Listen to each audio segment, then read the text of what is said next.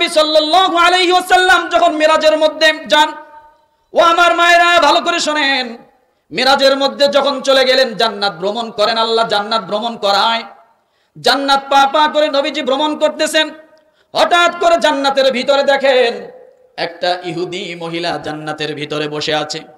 আল্লাহ নবী আশ্চর্য হয়ে গেলেন, ইহুদি মহিলা জান্নাতের ভিতরে কেমন করে আসলো? কি তার আমল, কি এমন আমল করেছে আল্লাহ খুশি হয়ে জান্নাত দিল?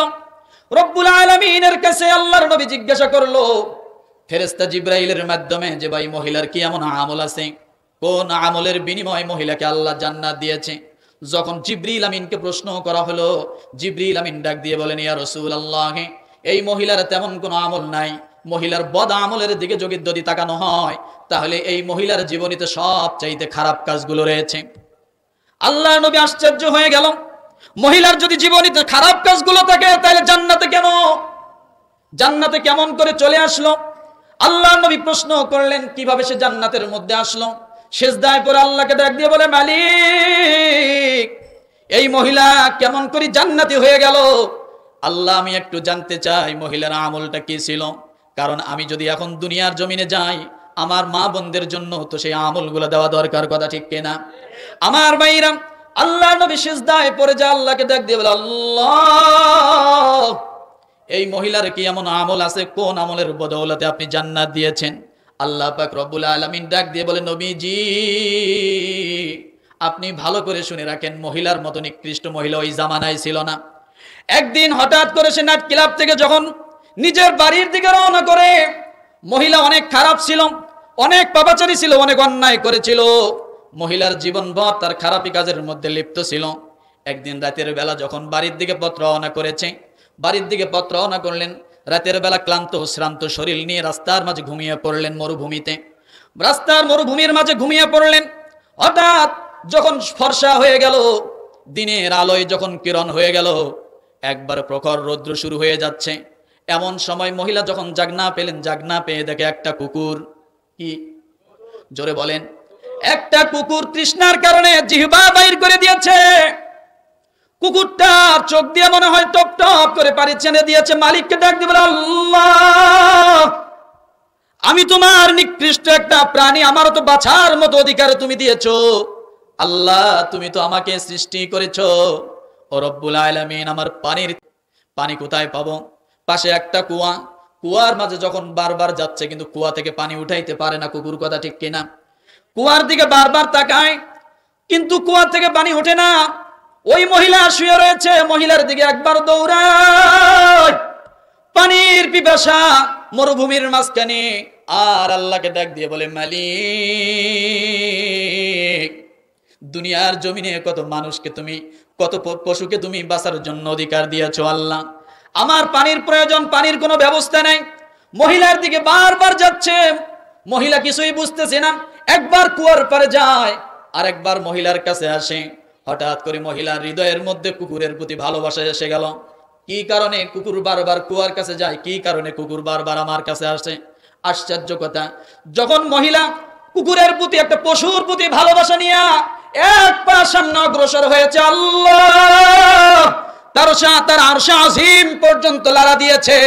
আল্লাহকে ডাক দিয়ে বলে, আল্লাহ, তোমার এই বান্দিটা একটা নিকৃষ্ট প্রাণী, কুকুরের প্রতি ভালোবাসা রেখে যখন পানি পান করানোর জন্য কুকুরের পিছনে ছুটছে। আয় আল্লাহ, আমরা সব কিছু তোমার জন্য দোয়া করি, ব্যক্তির মহিলার জীবনের গুনাহগুলো আল্লাহ আপনি মাফ করে দেন। মহিলা যখন কুকুরের পিছে পিছে চলে গেল কুয়ার দিকে যাওয়ার পরে নিজের রন্না খুলে, এরপরে মুজার মধ্যে বেঁধে কুয়ার মধ্যে ফালাই দিয়া যখন পানি ওখান থেকে উঠায়, কুকুরের জিহ্বার মধ্যে দিল, কুকুরের মুখের মধ্যে দিয়া ভিজায়া দিল। কুকুর তৃষ্ণার্ত ছিল, আত্মতৃপ্তি পেল, শান্তি পেয়ে গেল। কুকুর এবার মনে হয় আল্লাহর কাছে দোয়া করে, আল্লাহ, যে আমার কলিজাটা ঠান্ডা করে দিয়েছে, রব্বুল আলামিন, তুমি তার জীবনের সব গুনাহ মাফ করে দিয়ে আল্লাহ তুমি তাকে জান্নাতের বাসিন্দা বানায়া দাও। ও মুসলমান, আল্লাহ পাক রব্বুল আলামিন নিজেই নবীকে জানায়া দেয়, ও নবী, এই মহিলা কুকুরকে পানি পান করানোর জন্য আমি আল্লাহ তার জীবনের গুনাহ মাফ করে দিলাম, জান্নাতের মধ্যে তার জন্য সিট নাম্বার বরাদ্দ করে দিলাম। আপনার মতো নবীকে আমি আল্লাহ জান্নাতের মধ্যে ভ্রমণ করায় তার সঙ্গে সাক্ষাৎ করে দিলাম। ও মোসাকের মুসলমান ভাইরা, ভালো করে বোঝেন, একটা কুকুরকে পানি পান করানোর জন্য যদি জীবনের গুনাহ মাফ হয়ে যায়, আর আমার আল্লাহ যদি জান্নাতের ব্যবস্থা করে দেয়, তাহলে আজকে জিন্দা জান্নাত মাদ্রাসার তালবে ইলম ছোট ছোট বাচ্চারা কত ইতিমরা এখানে কষ্ট করে পড়ে। রাতের ৩টার সময় আপনি যদি আসেন, মাদ্রাসার ছোট ছোট মাসুম বাচ্চারা রাতের বেলা উঠে তাহাজ্জুদের নামাজ পড়ে, ফজরের আজানের ১ ঘন্টা আগে কোরআন তেলাওয়াত শুরু করে দেয়। হয়তো আপনি অনেক কিছু খেয়েছেন, ভালো মন্দ খেয়ে ঘুমিয়েছেন, ওই বাচ্চাটা যখন ঘুমাইতে গেছে ভালো মন্দ কিছু খাইতে পারে নাই, হয়তো একটু ডাল আলু ভর্তা ভাত খাওয়ার পরে ঘুমিয়ে গেছে। রাতের ৩টা বেজে গেছে, বাচ্চা সঙ্গে সঙ্গে উঠিয়া আবার কোরআনুল কারীম নিয়ে পড়া শুরু করে দেয়। ভালো করে বুঝে রাখেন, ওই বাচ্চা যখন কোরআনুল কারীম পড়তে থাকে, বাচ্চা বারবার হেলতে থাকে আর দুলতে থাকে। কথা ঠিক কিনা? আরো জোরে বলেন। বাচ্চা হাফিজি মাদ্রাসায় যাবেন, বাচ্চারা যখন কোরআন পড়ে দেখবেন বাচ্চাটা বারবার সামনে একবার হেলে পিছনে একবার হেলে। আল্লাহ পাক রব্বুল আলামিনের হাবিব জানায়া দেন, আল্লাহু আশাদ্দু জুনান ইলার রাজুলিল হাসানিস সাউতি বিল কুরআন মিন সাহিবিল কাইনাতি ইলা কাইনাতিহি, রাওয়াহু ইবনু মাজাহ। আল্লাহ পাক রব্বুল আলামিনের হাবিব ডাক দিয়ে বলেন, একটা তালবে ইলম অথবা একজন মানুষ যখন কোরআনুল কারীম খুলে নিয়ে বসে, বিসমিল্লাহির রহমানির রহিম বলিয়া যখন কোরআন পড়া শুরু করে দেয়, আমার আল্লাহ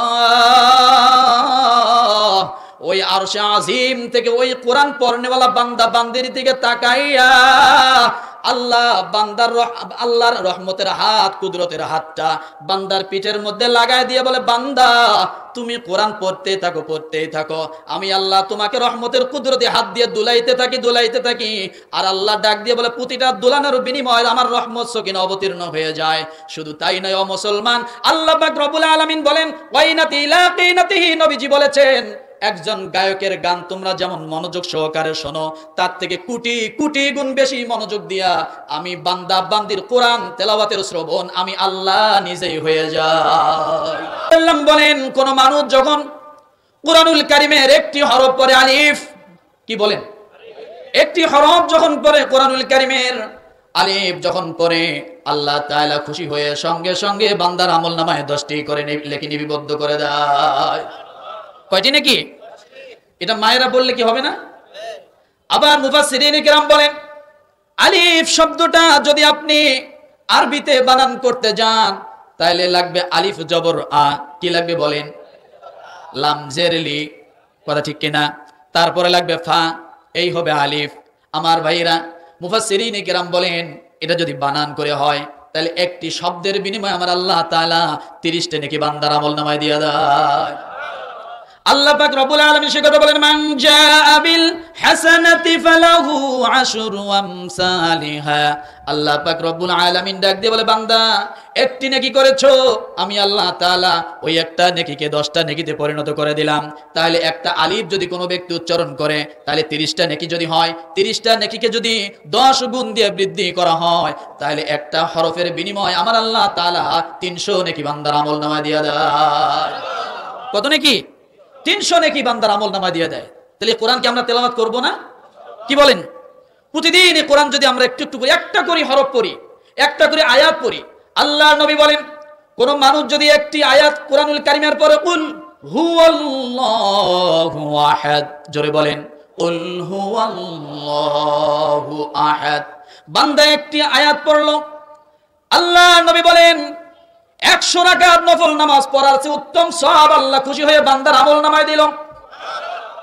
আর যদি বান্দা কুল হুয়াল্লাহু আহাদ অর্থ সহ পড়ে, বান্দার 1000 রাকাত নফল নামাজ পড়াতে উত্তম সওয়াব আল্লাহ বান্দার আমলনামায় দিয়ে দেয়। অনেক বড় ছোট, কথা ঠিক কিনা? আপনি যদি একটি আয়াত জানেন, ভালো করে বোঝেন, কিয়ামতের ময়দানে হিসাব নিকাশের পরে যখন আপনি জান্নাতের অধিকারী হয়ে যাবেন, আল্লাহ পাক রব্বুল আলামিন বলবে, বান্দা কোরআন পড়তে থাকো জান্নাতের ভিতরে। যখন আপনি কোরআনুল কারীম জান্নাতের ভিতরে পড়বেন, একটি আয়াত পড়বেন, জান্নাতের মধ্যে আমার আল্লাহ তাআলা একটি করে মর্যাদা আপনার বাড়ায়া দিবে। কুল হুয়াল্লাহু আহাদ আল্লাহুস সামাদ লাম ইয়ালিদ ওয়া লাম ইউলাদ ওয়া লাম ইয়াকুল লাহু কুফুয়ান আহাদ। আমার ভাইরা, আল্লাহর নবী বলেন, একজন মানুষ যখন দুনিয়া থেকে কবরস্থ হয়ে যাবে, ওই কবরের মধ্যে কোনো সাথী থাকবে না, ওই মানুষটার উপকার করার মতো কোনো বস্তু থাকবে না। যা আমল করেছে, যা সওয়াব রেসানি করেছে, বান্দার হয়তো কোনো ভুল ত্রুটি হয়েছে, যখন মানুষটা কবরের মধ্যে যাবে, যাওয়ার সঙ্গে সঙ্গে ফেরেশতারা যখন তার কবরের মধ্যে সওয়াল জবাব করতে আসবে, দুইটা জিনিস বান্দার, একটা মাথার কাছে থাকবে, একটা পায়ের কাছে থাকবে। কয়টা জিনিস? জোরে বলেন। দুইটা জিনিস, একটা মাথার কাছে, একটা পায়ের কাছে। যখন জবানের বান্দাকে যখন প্রশ্ন করা হবে তোমার রবকে, সঙ্গে সঙ্গে মানুষটা, বান্দাটা যখন উত্তর দিতে পারবে না, কোরআন ওই সময় সুপারিশ করার জন্য আল্লাহর আদালতের জন্য দাঁড়িয়ে যাবে। ওই কবরওয়ালার জন্য ডাক দিয়ে বলবে, ও ফেরেশতারা, এই মানুষটাকে তুমি কি জিজ্ঞাসা করো, এই মাইয়াতকে তুমি কি জিজ্ঞাসা করো? যদি কোনো জিজ্ঞাসা করার থাকে তাহলে আমার কাছে জিজ্ঞাসা করে নাও, কারণ এই ব্যক্তির জন্য আমি আল্লাহ পাকের কাছে সুপারিশ করার জন্য এসেছি। আমি কোরআন, আমাকে সে আমল করেছে, প্রতিদিন কম বেশি তেলাওয়াত করেছে, আমাকে ভালোবেসেছে, আমাকে মহব্বত করেছে, আমি হলাম সেই কোরআন। আমি আল্লাহর দরবারে বান্দার জন্য সুপারিশ করি, আল্লাহ এই বান্দার জন্য আমি আপনার কাছে সুপারিশ করি। এই যেমন দুনিয়ার জমিনে আমাকে ভালোবেসেছে, মহাব্বত করেছে, আজকে তুমি তোমার রহমতের দরজা দিয়ে তুমি তাকে ভালোবাসা এবং মহাব্বত দিয়ে দাও। কোরআন নিজেই যুবকের আকৃতি নিয়ে তার সামনে বসে যাবে। কিসের আকৃতি? যুবকের আকৃতি। যা প্রশ্ন করার আমাকে করে, একে ডিস্টার্ব করো না। তাহলে কোরআনের আমল করলে এটা কি মায়েদের জন্য হবে না? কথা বলেন।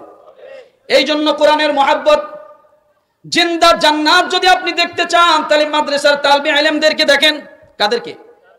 তালবে ইলমদেরকে দেখেন। জিন্দা জান্নাত, এই তালবে ইলমরা যেদিক দিয়ে যায়, ফেরেশতারা নূরের পর বিছায়া দেয়। কি বিছায়া দেয় বলেন?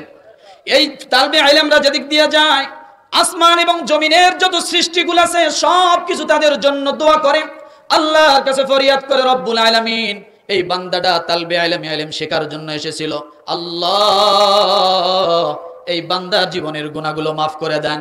আল্লাহ তাআলা সঙ্গে সঙ্গে সৃষ্টিকুলের দোয়াগুলো তার জন্য কবুল করে নেয়। এই যে মাদ্রাসায় পড়া অনেক ছোট ছোট বাচ্চারা, ছোট্ট একটা বাচ্চাকে মহব্বত করে ভালোবেসে তার মাথায় যদি হাত বুলিয়ে দেন, আল্লাহর নবী বলেন ওই বাচ্চাটার মাথায় যতগুলো চুল আছে, ওই চুল পরিমাণ আপনি যখন হাত দিলেন, দেওয়ার সঙ্গে সঙ্গে আপনার জীবনের সগীরা গুনাহ আমার আল্লাহ মাফ করে দেয়। আপনার হয়তো কোনো আমল আল্লাহর দরবারে গ্রহণযোগ্যতা নাই, কিন্তু একটা তালবে ইলমকে ভালোবেসেছেন। আল্লাহর নবী বলেন তোমরা আলেম হও, আর যদি আলেম না হতে পারো তাহলে ছাত্র হও, আলেমের ছাত্র হও। যদি আলেমের ছাত্র না হতে পারো তাহলে আলেমকে তোমরা মহাব্বত করো। কি করো বলেন? আলেমকে মহাব্বত করো। তারপরও যদি তোমরা সেটা না করতে পারো, আলেমদের সঙ্গে তোমরা পরামর্শ করো, কিন্তু পঞ্চম নাম্বার কাজ করিও না, আলেমের সঙ্গে কোনোদিন তোমরা দুশ্মনী করিও না, তাহলে তোমরা ধ্বংস হয়ে যাবা। কি হয়ে যাবা? ধ্বংস হয়ে যাবা। আল্লাহর নবী বলেন আলেমের সঙ্গে যারা বিরোধিতা করে, যারা খারাপি করে, মহাব্বত করে না, তারা ধ্বংসপ্রাপ্ত হয়ে যাবে। এই জন্য ভাই, ছোট্ট একটা তালবে ইলমকে যদি আপনি মহাব্বত করেন, একটা ইতিম বাচ্চাকে আপনি জিজ্ঞাসা করেছেন খেয়েছো কিনা, বাচ্চাটার বাবা গরিব, ইতিম মানুষ, তেমন কিছু খাইতে পারে না বাজার থেকে কিনে, ওই বাচ্চাটাকে আপনি যদি একটা চকলেট কিনে দেন, একটা রুটি যদি কিনে দেন, একটা কলা যদি কিনে দেন, বাবা তুমি এটা খাও, বাচ্চার হয়তো আগে মনটা খারাপ ছিল, একটা কলা পাওয়ার সঙ্গে সঙ্গে বাচ্চার মনের মধ্যে একটা হাসি চলে আসছে। যখন এই বাচ্চার মনটা উৎফুল্ল হয়েছে, বাচ্চা যখন এই স্বস্তি পেয়েছে, বাচ্চা যখন শান্তি পেয়েছে, আল্লাহ তাআলা ডাক দিয়ে বলে বান্দা একটা কলা আমার তালবে ইলমকে দেওয়ার কারণে, একটা রুটি তালবে ইলমকে কিনে দেওয়ার কারণে, যা যা বান্দা আমি তোমার জীবনের সব গুনাহগুলো মাফ করে দিলাম।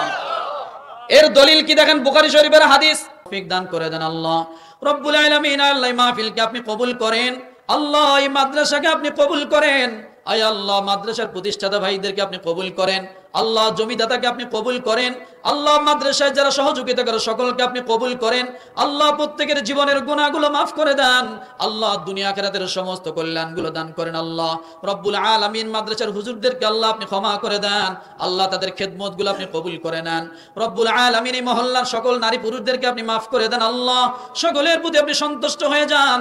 আয় আল্লাহ তালবে ইলমদেরকে খাঁটি আলেম হওয়ার তৌফিক দান করে দেন, আল্লাহ তালবে ইলমদের আব্বা আম্মাদেরকে মাফ করে দেন রব্বুল আলামিন। আয় আল্লাহ এই মহল্লায় যতগুলো কবর আছে সমস্ত কবরওয়ালাদেরকে আপনি মাফ করে দেন, আল্লাহ রব্বুল আলামিন। আয় আল্লাহ যে সমস্ত মা বোনের এসেছে প্রত্যেক মা বোনদেরকে আপনি মাফ করে দেন, আল্লাহ প্রত্যেকের স্বামীদেরকে মাফ করে দেন, প্রত্যেকের সন্তানদেরকে মাফ করে দেন।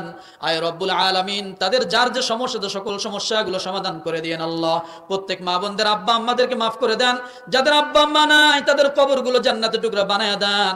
আমার যে সমস্ত ভাইরা হাত তুলেছে, অনেক ইতিম সন্তানরা হাত তুলেছে, আল্লাহ জানি না কার আব্বা নাই মা নাই, গভীর রজনীতে আল্লাহ কোরআনের মাহফিল থেকে আপনার দরবারে হাত উঠাইছি, আল্লাহ প্রত্যেক ভাই বোনদের আব্বা আম্মার কবরগুলো আয় আল্লাহ কবর আযাবগুলো মাফ করে দিয়ে জান্নাতের ফয়সালা করে দেন, আল্লাহ।